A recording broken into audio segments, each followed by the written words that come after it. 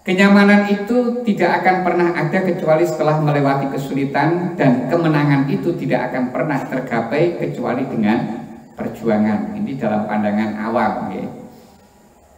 Akan tetapi tampak terjadi iskal ketika memperhatikan firman Allah dan sabda Rasulullah. Firman Allah, udkhulul jannata bima kuntum ta'malun. Masuklah ke dalam surga karena apa yang telah kamu kerjakan. Terus sing hadis sabda Rasulullah, la yadkhula ahadukumul jannah bi amalihi. Kalian seseorang dari kalian tidak akan masuk surga sebab amalnya. Al hadis. Jawaban dari kemuskilan ini adalah bahwa Al-Qur'an dan hadis itu keduanya hadir di antara syariat dan hakikat. Dalam satu hal, di suatu tempat terkadang keduanya hadir di ranah syariat, dan di tempat yang lain hadir di ranah hakikat. Dalam satu permasalahan, terkadang Al-Quran hadir di ranah syariat dan hadis hadir di ranah hakikat. Atau terjadi sebaliknya. Jadi hadisnya yang di ranah syariat, Al-Qurannya di ranah hakikat. Posisi Rasulullah hadir untuk menjelaskan apa yang telah diturunkan Allah kepadanya. Sebagaimana firman Allah, wa anzalna ilaika dzikra litubayyina lin-nasi ma nuzzila ilaihim. Dan kami turunkan al-dzikr, Al-Qur'an kepadamu agar engkau menerangkan kepada manusia apa yang telah diturunkan kepada mereka.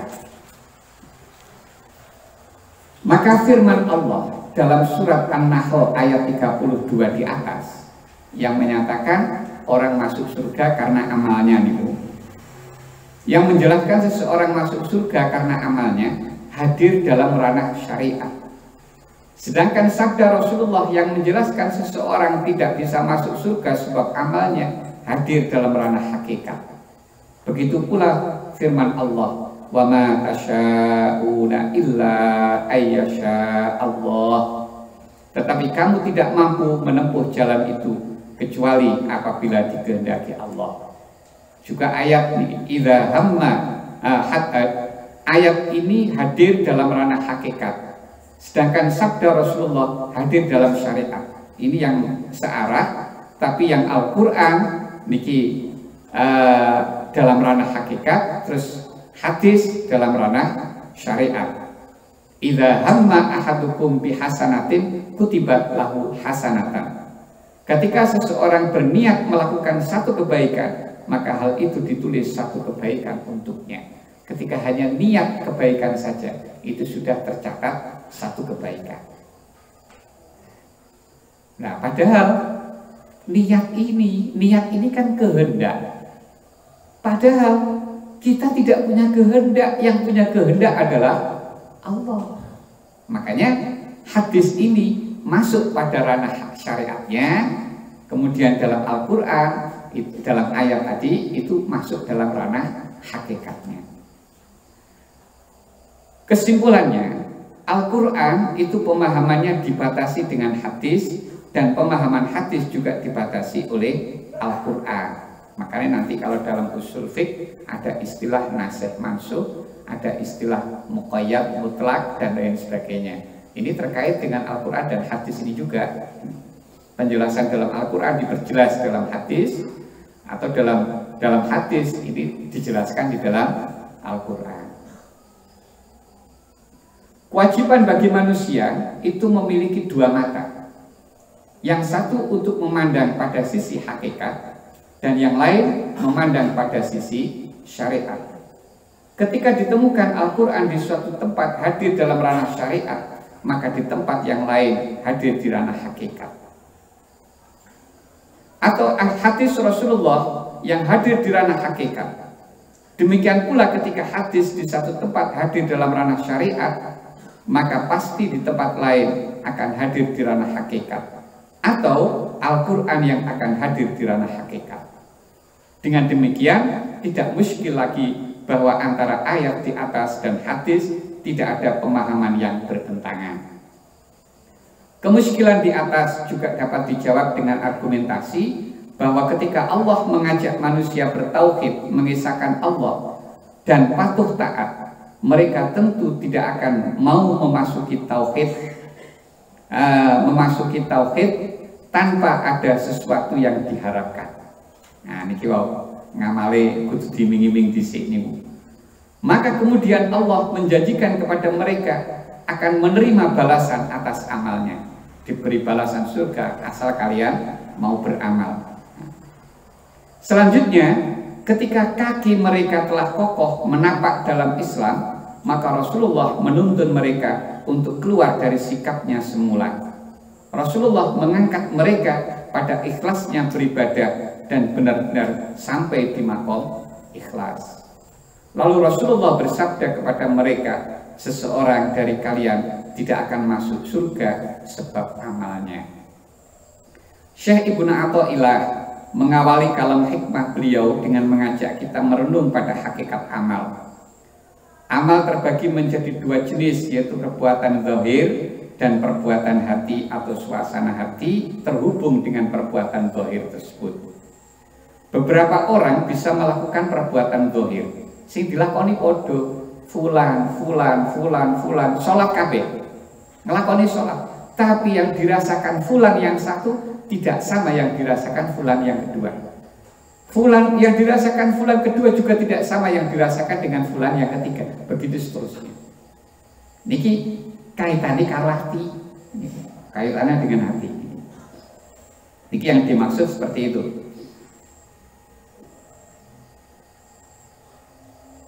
Beberapa orang bisa melakukan perbuatan zahir yang serupa, tetapi suasana hati yang terhubung dengan perbuatan zahir itu tidak serupa.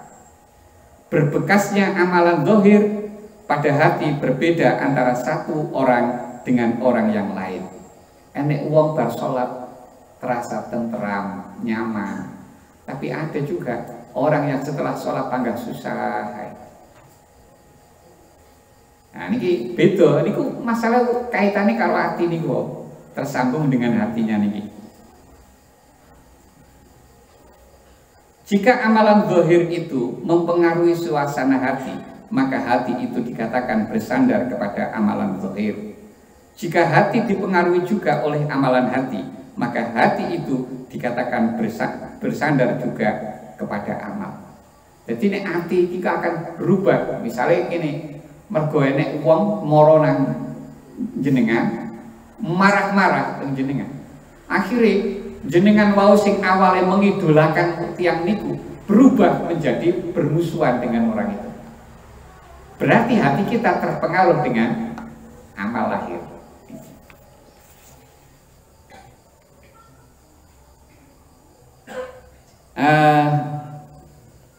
Jika amalan zahir itu mempengaruhi suasana hati, maka hati itu dikatakan bersandar kepada amalan zahir. Jika hati dipengaruhi juga oleh amalan hati, maka hati itu dikatakan bersandar juga kepada amal, sekalipun itu adalah amalan batin. Ya, seperti ini. Hati kita yang merasa susah karena hati kita sedang memikirkan tanggungan-tanggungan hutang, tugas-tugas yang belum terlaksana, dan seterusnya. Sehingga ini akan membawa suasana hati menjadi tidak nyaman. Hati yang bebas daripada bersandar kepada amal, baik pada amal zahir atau amal batin, adalah hati yang menghadap kepada Allah dan meletakkan sandarannya kepadanya tanpa membawa sebuah amal zahir atau batin, serta menyerah sepenuhnya kepada Allah tanpa sebuah takwil atau tuntutan. Hati yang demikian tidak menjadikan amalnya zahir dan batin, walaupun banyak, menjadi perantara antara dirinya dengan Tuhannya. Orang yang seperti ini tidak membatasi kekuasaan dan kemurahan Tuhan untuk tunduk kepada perbuatan manusia. Allah yang maha berdiri sendiri, qiyamuh binafsi, berbuat sesuatu menurut kehendaknya tanpa dipengaruhi oleh siapapun dan sesuatu pun. Apa saja yang mengenai Allah adalah bukan karena Allah. Orang ini mungkin mengharapkan dengan amalannya itu dia dapat mencapai kemakmuran hidup di dunia. Dia mengharapkan penjelasannya itu seperti itu. Umumnya salah itu oleh cuman dia rasa melok anu toke melok riyo mau dia rasa atan apa tuh penjelasan. Mungkin sesak salate ikan dari salah luhur nopo terus sendiri. Mungkin dijelaskan. Memang ada itu pendapat yang tertuang di dalam kitab Bughyatul Mustarsyidin, salah satunya. Memang ada keterangan seperti itu. Ketika terjadi bersamaan waktu antara hari raya bersamaan dengan Jumat.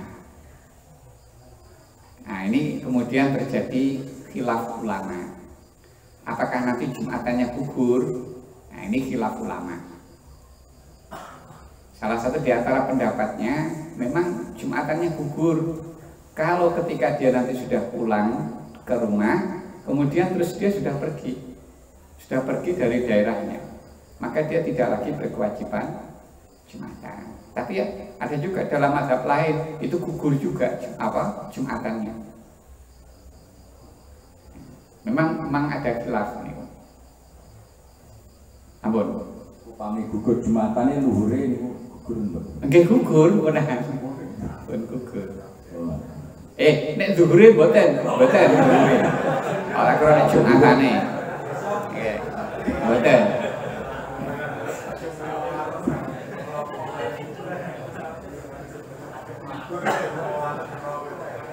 Enten malih?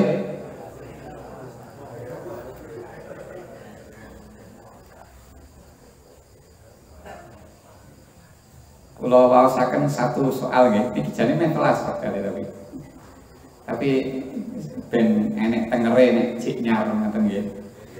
Kalau wawasaken setunggal pertanyaan soal nomor 106 halaman 3. Pertanyaan, pada waktu rakaat kedua sholat Jumat, imam lupa tidak membaca Fatihah. Setelah diingatkan makmum, imam tetap terus saja sampai salam. Bagaimana hukumnya? Jawaban, untuk sholatnya imam dihukumi tidak sah. Sedangkan untuk sholat Jumatnya makmum dihukumi sah selama jumlah makmum yang bisa mengesahkan Jumat ada 40 orang atau lebih selain imam. Dan makmum niat mufarokoh kemudian melanjutkan sholatnya secara sendiri-sendiri hingga salam ketika tahu imam meninggalkan Fatihah. Jika tidak memenuhi ketentuan seperti ini, maka sholat Jumatnya makmum tidak sah. Jadi karena Fatihah itu merupakan rukun yang wajib, ketika ditinggalkan maka akan berakibat sholat itu tidak sah. Makmum yang sudah tahu bahwa sholatnya imam ini tidak sah, maka dia tidak boleh kemudian ikut terus berjamaah dengan imam. Maka untuk bisa selamat sholatnya, biar sholatnya tidak batal, maka dia harus niat mufarokoh, niat memisahkan diri dari imam, kemudian meneruskan sholatnya sendiri-sendiri. Dan ini karena Jumatan, dia tadi sudah selesai melaksanakan satu rakaat dengan berjamaah, sudah selesai. Nah, padahal di dalam Jumat itu syaratnya yang penting satu rakaat itu sudah dilaksanakan dengan berjamaah, maka Jumatannya sah. Nah, ini kan soalnya dengan imam tadi ini sudah selesai satu rakaat secara sah. Maka berarti berdampak pada Jumatannya makmum pun akhirnya sah, walaupun di rakaat keduanya makmum itu sudah sholat sendiri-sendiri, tidak masalah. Sebab sekali lagi syarat sah Jumatan yang dilaksanakan berjamaah itu adalah cukup berjamaah dalam satu rakaat, apakah rakaat pertama ataupun rakaat kedua. Keterangan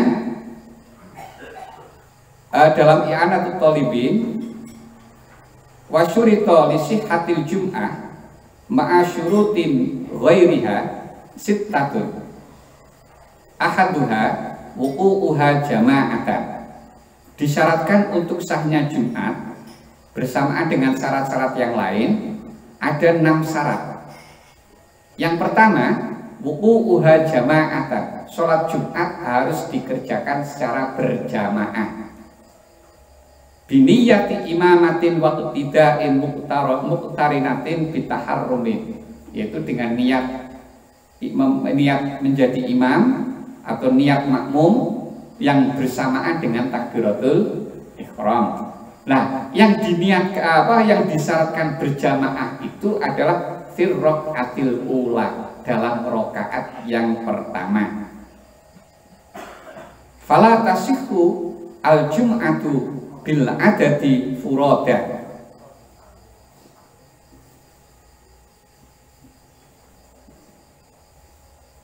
Maka Jumat tidak menjadi sah dengan jumlah ketentuan jumlah jamaahnya yang sudah sesuai ketentuan dengan cara sendiri-sendiri sholatnya.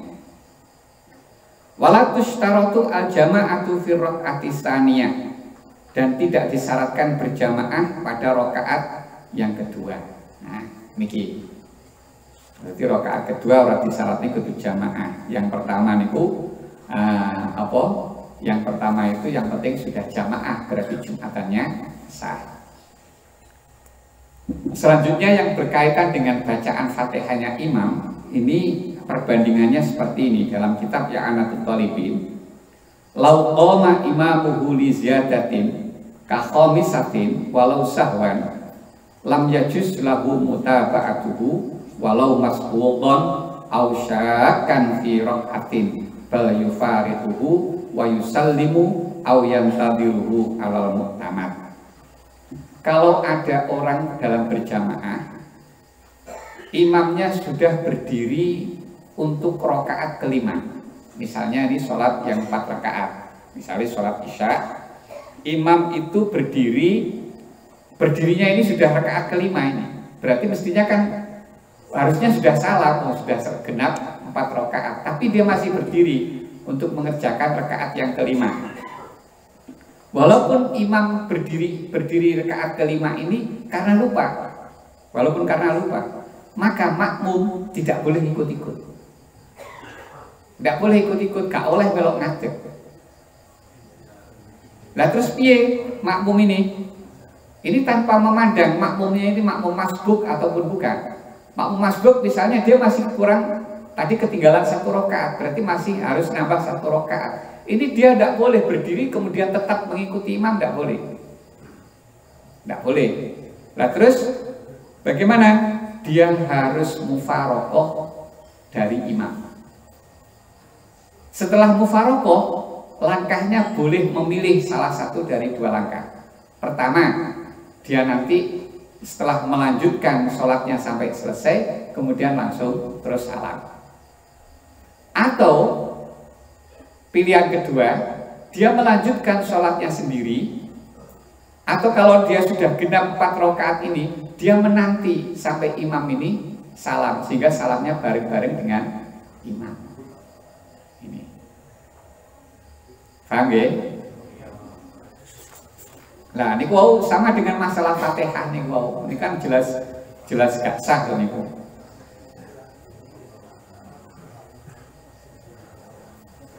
Nah, ini sing lebih jelas lagi dalam kitab Asnal Maqalib dijelaskan fa in tarakal imamu fardhon lam yutabi'hu fi tarkihi. Kalau imam itu meninggalkan fardu, maka makmum tidak boleh mengikutinya di dalam meninggalkan fardu ini. Li'annahu in ta'ammada fa sholatuhu batilatun. Kalau dia sengaja mengikuti imam, maka sholatnya menjadi batal. Wa illa fa fi'luhu ghairu muqtadin bihi. Kalau tidak begitu, tidak sengaja, maka apa yang dikerjakan itu tidak sia-sia, tidak dianggap. Qauluhu fa in taraka bal yatakhayyaru baina ayyufariqahu wa yutimma li nafsihi wa baina ayyantadhirahu ila an tantazima sholatuhu fayatsba'uhu fil muntazim lakin bisyarti alla yufdiyan tidharu ila tatwili ruknin qasirin kama nabbaha alaihi musannaf wa ghairuhu minal yamaniyina wa huwa muttajibun jiddan. Bahkan makmum ini boleh memilih antara mufarokoh dengan imam dan menyempurnakan sendiri sholatnya, atau dia menunggu imam sampai kondisi sholatnya itu sudah teratur sama dengan imam. Kemudian kalau sudah sama, maka baru makmum ini mengikuti imam.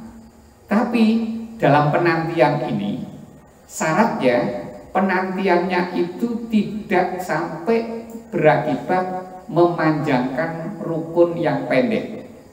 Dalam sholat itu rukun yang pendek itu ada dua, yaitu yang pertama adalah iktidal, yang kedua adalah julus baina sajdatain, duduk di antara dua sujud. Itu dua rukun yang pendek. Maka kalau menantinya di waktu iktidal atau menantinya di waktu duduk di antara dua sujud, maka kalau penantian ini sampai panjang sehingga melebihi dari batas rukun iktidal ataupun julus baina sajdatain, maka tidak boleh menunggu. Bon, ini satu soal untuk buku yang pertama ini. Enten tanggapan, monggo.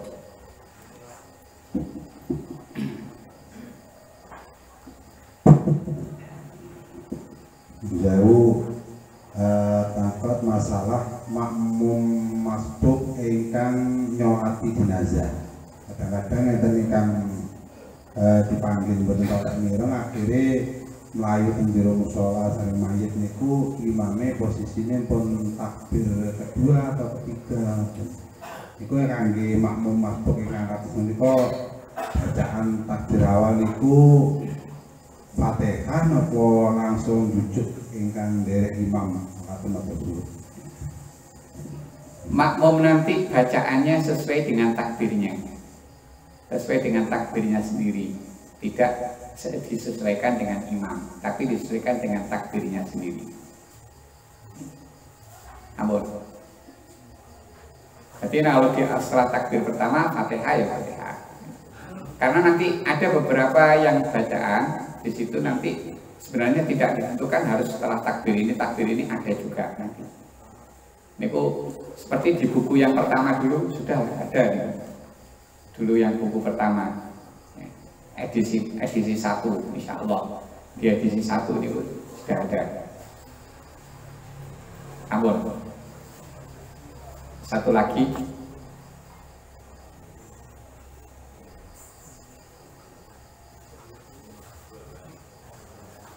Ampun, betul enten.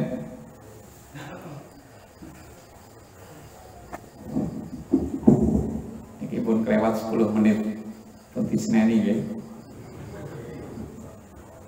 Alhamdulillah, mugi-mugi pengawasan dalu menika terutama hikamipun yang kita awali dari pertama malih, mugi-mugi dados siadah ilmu kita nambah keberkahan dhateng kita sedaya. Mugi-mugi barokah manfaat di dunia dunia hatta akhirat. Amin ya rabbal alamin. Kata kekirangan, kata kepatipun nyunaken pun paapunten. Wassalamualaikum warahmatullahi wabarakatuh. Bismillahirrahmanirrahim. Alhamdulillahirabbil alamin. Wassalatu wassalamu ala sayyidina Muhammadin wa ala alihi washabihi ajma'in. Allahumma yassir lana ma ta'assara alaina min umurina umril akhirah. Allahumma ij'alna wa dhurriyyatina wa talamidina min ahlil ilmi wa ahlil khair wa la taj'alna wa iyyahum min ahlil jahli wa ahlil dhair. Allahumma barik lana fi ulumina, Allahumma barik lana fi hayatina, Allahumma barik lana fi arzaqina, Allahumma barik lana fi azwajina, Allahumma barik lana fi dhurriyyatina, Allahumma barik lana fi auladina, Allahumma barik lana fi talamidina, Allahumma barik lana fi ma'hadina hadha bi rahmatika arhamar rahimin.